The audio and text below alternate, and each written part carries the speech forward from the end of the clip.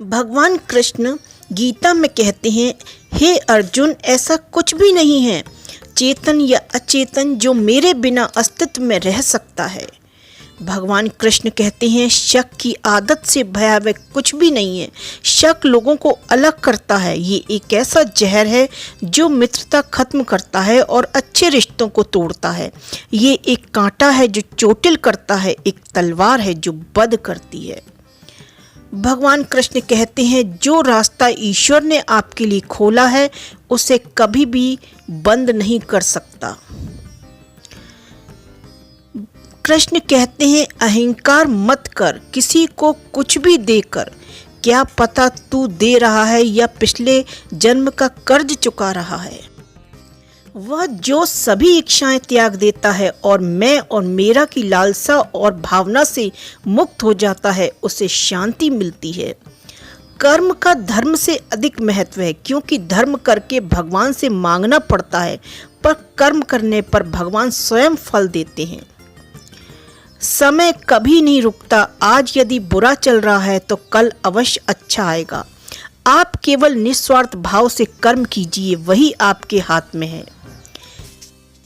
याद रखना, अगर बुरे लोग सिर्फ समझाने से समझ जाते तो बांसुरी बजाने वाला कभी महाभारत नहीं होने देता। भाग्य के दरवाजे पर सर पीटने से बेहतर है कि कर्मों का तूफान पैदा करें।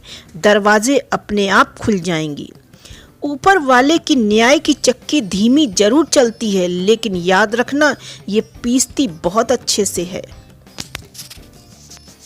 भगवान कृष्ण कहते हैं, जिस व्यक्ति को आपकी कद्र नहीं, उसके साथ खड़े होने से अच्छा है कि आप अकेले रहें। जीवन में जब भी हम खराब दौर से गुजरते हैं, तब मन में ये विचार जरूर आता है कि परमात्मा मेरी परेशानी देखता क्यों नहीं, मेरे दुख कम क्यों नहीं करता। पर याद रखना, जब परीक्षा चल रही होती है तब शिक्षक मौन रहता है। भगवान कृष्ण कहते हैं कि जिस प्रकार कछुआ अपने अंगों को संकुचित करके खोल के भीतर कर लेता है, उसी तरह से जो मनुष्य अपनी इंद्रियों को इंद्रिय विषयों से खींच लेता है, वह पूर्ण चेतना से दृढ़ता पूर्वक स्थिर होता है।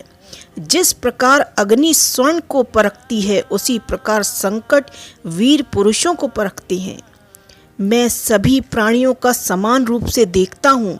न कोई मुझे कम प्रिय है न अधिक, लेकिन जो मेरी प्रेम पूर्वक आराधना करते हैं वो मेरे भीतर रहते हैं और मैं उनके जीवन में आता हूँ।